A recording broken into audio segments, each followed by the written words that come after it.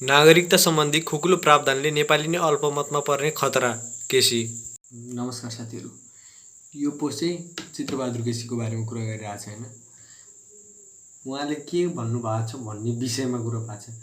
यो मान्छे तपाईँलाई कसैलाई मन पर्ला मन नपर्ला त्यो आफ्नो ठाउँमा छ। यहाँ यो चिज चाहिँ के को बारेमा कुरा भएको छ भने नेपाल, नेपाली र नेपाली नागरिकताको कुरा भएको छ। राष्ट्रिय जनमोर्चाका अध्यक्ष चित्रबहादुर केसीले नागरिकता सम्बन्धी खुकुलो प्रावधानका कारण नेपाललाई नेपाली नागरिक अल्पमतमा पर्ने अवस्था आउन सक्ने बताएका छन्। नेपालमा नेपाली नै कम हुने, हामी नै मेजोरिटी नहुने। अब यस्तो सोच्नुहोस्, नेपालबाट त्यो नक्कली नागरिकता यति बाँडियो कि नेपालको जनसङ्ख्या भन्दा धेरै बाँडियो भने के होला हालत। त्यसपछि त्यहाँ भोट हालेरै कुन देशमा मिसिने भनेर इन्डिया भनेर भोटमै आउँछ त, चुनावमै जनता त हो। धेरै नेपाली नागरिकता भएको मान्छे त इन्डियामा मिसिन्छु भने त कसरी? त्यो पैसामा नागरिकता बेच्दा उताकै मान्छे यति धेरै भइसक्छ कि हो त यार, इन्डियाको लागि हो त भन्ने सबै जान्छ कि सर्लकै देशै इन्डियामा ल्याप्चे लगाइदिउँ भन्ने पार्टी आइपुग्छ। त्यही नहोस् भन्ने कुरा यहाँ भइरहेछ। अध्यक्ष केसीले सोमबार एक वक्तव्य प्रकाशित गरी हालै राष्ट्रपतिबाट जारी गरिएको नागरिकता सम्बन्धी अध्यादेशप्रति आपत्ति जनाएका छन्। केसीले संविधानको जन्मको आधारमा नागरिकता प्राप्त गरेका सन्तानलाई वंशजको नागरिकता दिने कथित प्रावधानलाई आधार बनाएर जारी गरिएको अध्यादेशलाई सही मान्न नसकिने बताएका छन्। संविधान तथा अध्यादेश 2072 साल असोज 3 गतेभन्दा अगाडि जन्म भएका अङ्गीकृत नागरिकका सन्तानलाई वंशजको नागरिकता दिने सम्बन्धी व्यवस्था गलत रहेको उनले बताए। केसीले संविधानको प्रावधान सच्याउनु पर्नेमा सत्ता टिकाउनका लागि राष्ट्रियतामाथि सौदाबाजी गर्नु दुर्भाग्यपूर्ण भएको बताए। पावरमा आफू टिक्नको लागि देशलाई बेच्नलाई कस्तो तालले बेच्ने त? अहिले नागरिकता त हो नि भने त्यही नागरिकताले देशै कसरी गइरहेछ सित मतलब छैन। केसीले नागरिकता अध्यादेश तत्काल खारेज गर्नुपर्ने माग गरेका छन्। केसीले मात्रै होइन, यो माग धेरैले गरेका छन्। यसको केसै भएको छ है, त्यो केस भएको पनि म देखाइदिइहालेँ। नागरिकता सम्बन्धी अध्यादेश विरुद्ध सर्वोच्चमा रिट। सर्वोच्चमा रिट त पर्यो। अब सर्वोच्चबाट के फैसला होला यो त हेर्न हामी जनताले बाँकी नै छ। यो न्युजमा चाहिँ के भनिरहेछ त्यो सुनौँ। मन्त्री परिषदको सिफारिसमा राष्ट्रपति विद्यादेवी भण्डारीले जारी गरेको नेपाल नागरिकता पहिलो संशोधन अध्यादेश 2078 विरुद्ध सर्वोच्च अदालतमा रिट पेश भएको छ। अहिले जुन अध्यादेश जारी भयो त्यो विरुद्ध चाहिँ सर्वोच्चमा रिट पेश भयो। वरिष्ठ अधिवक्ता बालकृष्ण न्यौपाने, अधिवक्ता वीरभद्र जोशी लगायतले नागरिकता अध्यादेश विरुद्ध रिट पेश गरेका हुन्। सर्वोच्च अदालतले प्रशासनका अनुसार ती रिट मङ्गलबार दर्ता प्रक्रियामा जान लागेको छ। सरकारले गैर संवैधानिक रूपमा ल्याएको नागरिकता सम्बन्धी अध्यादेश खारेज गरियोस् भनेर रिट पेश भएको वरिष्ठ अधिवक्ता न्यौपानेले जानकारी दिए। अध्यादेशले नेपालको राष्ट्रियतामाथि प्रहार गर्ने दाबी गर्दै रिट पेश भएको उनले बताए। यो कुनै नेतालाई कुनै मन्त्रीलाई जोगाउनलाई गरिएको रिट होइन, राष्ट्र राष्ट्रियतालाई जोगाउनलाई, देशमा नेपाली नै रहन पाउने हो भनेर, नेपाली बाहेकहरूलाई नै रहन दिने प्लान हो भने त अब यो रिट यसको सुनवाई नै नगरिने हो। तर यदि नेपालकै लागि यो नेपाल भने यो चाहिँ हेर्नु जरुरी छ। नागरिकता विधेयक प्रतिनिधि सभामा अड्किएर बसिरहेका बेला राजनीतिक दाउपेचमा अध्यादेश मागतर्फ दूरगामी महत्त्वको विषयलाई प्रभाव पार्ने गरी ल्याइएको भन्दै विभिन्न राजनीतिक दल र सरकारवालाबाट विरोध भइरहेको छ। जनता समाजवादी पार्टी महन्त ठाकुर र राजेन्द्र महतो पक्षलाई आफ्नो समर्थनमा पार्नको लागि मात्र भनेर प्रधानमन्त्री ओलीले यो अध्यादेश जारी गर्न लगाएका हुन्। अब मधेसको पार्टीहरूलाई ओलीले फेभरमा लिनलाई जबरजस्ती अध्यादेश जारी गर्न नि जबरजस्ती यो संसद हटाइदिन लाउने। पहिला एकचोटि आफूले भङ्ग गराए होइन, अहिले राष्ट्रपतिबाट गर्न लगाए। जे गरे नि हो नि। यो पावर चाहिँ छ नि कस्तो मेरै हो मै हो भन्ने फिल भइसकेपछि राजै भन्ने फिलिङ आइसक्यो कि छुट्टै राजा होइन आफै राजा मै राजा त्यो फिलिङबाट चाहिँ हाम्रो देशका सबै नेताहरूलाई उतार्न जरुरी छ कोरोनाले इन्डियामा चाहिँ चुनावले गर्दा बिहारमा कति मान्छे चाहिने भन्दा बढी मरे त्यो हेर्नु छैन चुनाव त गर्नुपर्छ त्यही पैसा अक्सिजन किन्न छैन हस्पिटल बनाउनु छैन केही गर्न पैसा छैन सरकारसित चुनाव गर्नलाई छ अब यही चुनावमा पनि हेर्नु सबै पार्टी यत्रो टाइम जनतालाई गाह्रो हुँदा कुनै पार्टी हेल्प गर्न आएन घर घरमा गाउँघरमा कोही हेल्प गर्न मद्दत गर्न आएन कसैलाई बाल छैन चुनाव भनेपछि चाहिँ सब आउँछन् अब अरू बेला भात खुवाइ नि त सक्थ्यो नि चुनावको बेला खुवाउँछन् नि अब देशमा पार्टी नै यस्तै छ सबै जनता नै त्यस्तै छ फेरि हामी यस्तैको जय जयकार गर्छौँ देश बेच्नेहरूको यिनीहरूलाई जिताएर फेरि यिनीहरूलाई फेरि माथि पुर्याउँछौँ सबै पहिला पनि गरेकै हो अब पनि गर्ने नै हो अब पनि जित्ने त यस्तैले हो सबै यस्तै टाउको जाने हुन् कति बेला त जनताले चोइसै पार्दैन छैन कोही अप्सनै छैन भन्नु होला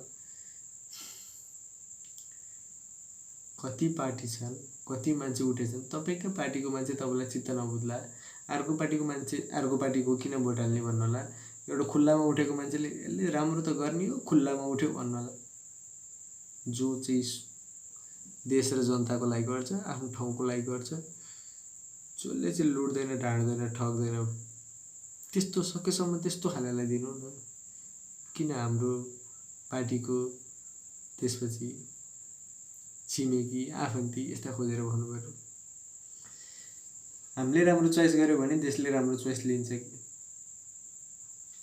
त्यो हेर्नु बाँकी छ है अब यो नागरिकता त अब यसै बेचेर खाने भयो अब अरू अप्सन केही छ र यसको अब यही भन्दै गर्दा कति मान्छे आइपुग्छन् जसलाई चाहिँ सरकार चलाउने भनेवाला पार्टीवाला चलाइएको छ नि उनीहरू चाहिँ होइन ओलीले त देशको लागि गरिरहेछ नि यहाँ भन्ला कसैले भन्ला मधेसकोलाई यो आफ्नो अधिकारबाट वञ्चित गर्न खोजेको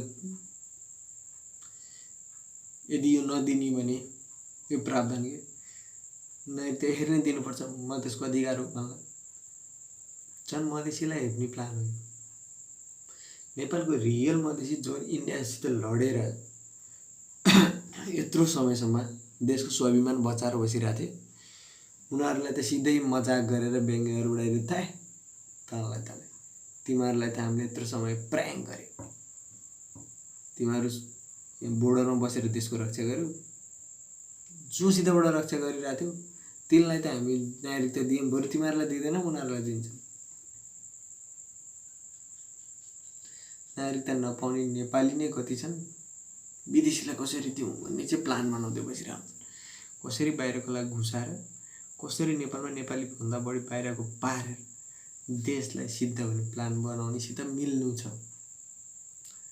भन्ने यहाँ धेरैले सोचिरहेको छन् अब मैले हो भन्यो भने यहाँ फेरि नचाहिँदा पुरा टिप्पणी आउने होला नेपालमा त फेरि देउता जस्ता टाउकेहरूलाई केही बोल्न नि मिल्दैन साइबर भन्छ यो भन्छ ऊ भन्छ राजै हो नि उनीहरूलाई त कसैले केही बोल्न मिल्दैन समस्या नागरिकता सम्बन्धी खुकुलो प्रावधानले नेपाल अल्पमत फेरि आयो त्यही न्युज त्यो उहाँले नै भनिरहेको नागरिकता सम्बन्धी अध्यादेश विरुद्ध सर्वोच्चमा रिट यो पनि सेम अहिले यस्तो न्युज फेरि आइरहेछ सबैजसो हेऱ्यो नेपालको हेडलाइनहरू नै त्यही छ कि भोलि पेश तोकिने नागरिकता सम्बन्धी अध्यादेश रोक्न माग गर्दै सर्वोच्चमा रिट भोलि पेशी तोकिने मन्त्री परिषदको बैठक सुरु अनि यो सबै प्लान गरेर यस्तो गर्दा हाम्रो त केही पनि छैन क्या देशमा कतिलो सुप्रिम कोर्ट धरि कतिलो छैन के एउटा सुप्रिम कोर्टले प्रधानमन्त्री राष्ट्रपतिलाई तलाउन सक्छ भने यति केही हुँदैन भएन भने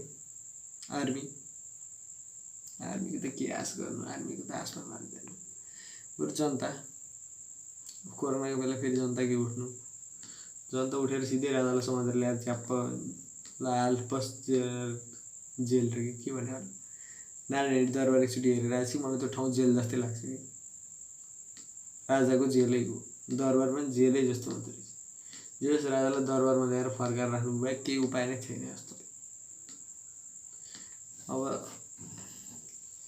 नागरिकता अध्यादेशले जसपाको माग सम्बोधन गरेको छैन सरकार। संसद विघटन लगत्तै सरकारले नागरिकता सम्बन्धी अध्यादेश ल्यायो। संसद विघटन गर्यो अनि अध्यादेश ल्यायो। यो अध्यादेशले आफ्ना माग पुरा गरेको भन्दै जसपा महन्त ठाकुरले यसलाई स्वागत गरिसकेका छन् र ओली सरकारमा सहभागी हुने निर्णय समेत गरिसकेका छन्। उनीहरू सेलिब्रेट गरेर भइसक्यो, सरकार चाहिँ होइन भन्छ। चाहिँ हेर्नु है, नागरिकता अध्यादेशले जसपाको माग सम्बोधन गरेको छैन सरकार। अनि मधेसवादी पार्टीहरू जति भन्छ, मधेसको जनताको लागि कहिले सोध्छ? त्यो पार्टीका ती नेताहरू आफ्नोलाई बाहेक उनीहरू आफै मन्त्री हुन्छ, काठमाडौँतिर घर बनाउँछ, इन्डिया घर बनाउँछ, मधेसमै घर बनाएर बस्नुपर्छ।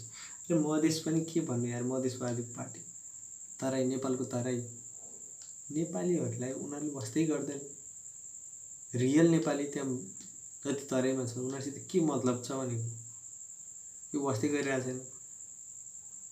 अब यहाँ नागरिकताको अध्यादेशको यो पोस्ट हेर्नु है त, दुई साइडमै पढ्नु, राजनीति विषयसँग जोडेर हेर्नु उपयुक्त हुँदैन। राज्य व्यवस्था समितिमा टुङ्गो लगाएको विषय अध्यादेशमा परेको छ। संसद विघटन लगत्तै सरकारले नागरिकता सम्बन्धी अध्यादेश ल्यायो। यो अध्यादेशले आफ्नो माग पुरा गरेको भन्दै जसपा महन्त ठाकुरले यसलाई स्वागत गरिसकेका छन् र ओली सरकारमा सहभागी हुने निर्णय समेत गरिसकेका छन्। तर अध्यादेशको बचाउमा सोमबार आयोजित पत्रकार सम्मेलनमा सरकारका 2 जना जिम्मेवार अधिकारीहरूले भने यो अध्यादेशले जसपाको मागलाई एड्रेस नगरेको स्पष्ट पारेका छन्। जसपाको मागलाई हामीले बाल देखेन, हामीले जसपाको लागि यो गरे होइन भने जसपाले त सेलिब्रेट गरिसक्यो र सरकारमा हामी आउँछौँ ओली सरकारले हाम्रो लागि गर्यो भनेर भनिसक्यो। के बुझ्ने त हामीले? जनतालाई अझै भेडै सोचे हो, मूर्खै सोचे हो। हुन त जनता अझै भेडै र मूर्खै छ हामी नेपाली जनता। ठिकै हो त्यसो सोचेको। जसपाले संविधान संशोधन मार्फत नागरिकता सम्बन्धी आफ्नो माग सम्बोधन हुनुपर्ने बताउँदै आएको थियो। तर सरकारले जारी गरेको अध्यादेश भने संविधानको धारा 11 र सर्वोच्च अदालतको आदेशभन्दा बाहिरबाट नआएको गृह मन्त्रालयका न्यायाधिवक्ताको कार्यालयले जानकारी दिएको छ। अब के भन्ने त? यहाँ जसपाले खुसी सेलिब्रेट गरेर उता हो हामीले भनेको भयो भने सरकार होइन भन्छ। हामी कसको साइड लिने? सरकारको सपोर्ट गर्ने, आफ्नै देशको सरकारको सपोर्ट गर्नै पर्यो। सरकारले होइन भनेपछि होइन होला नि त। अब विश्वास गर्ने बेगर केही उपाय छ हामीसित? छैन नि। देश नबेचौँ त्यति होइन। यो विषयमा तपाईँहरूको विचार के छ? मेरो विचार त यति हो, केही छैन। देश नबेचौँ, देश नबेचौँ, आफू जति लुटुन् बरु फरक परेन। देशलाई नर्क नबनाउनु, अलरेडी नर्क जुन छँदैछ त्यो भन्दा नर्क नबनाउनु। आशा यति नै छ मेरो। देशका नेतामाथि केही आशा विश्वास छैन, जनतामाथि पनि छैन, किनभने जनताले फेरि गर्ने चोइस यही हो भन्ने थाहा छ। सोचौँ, विचार गरौँ। हामी जनताले देश चेन्ज नगरे कसैले गर्नेवाला छैन भन्ने बुझौँ। हस् त, जय नेपाल।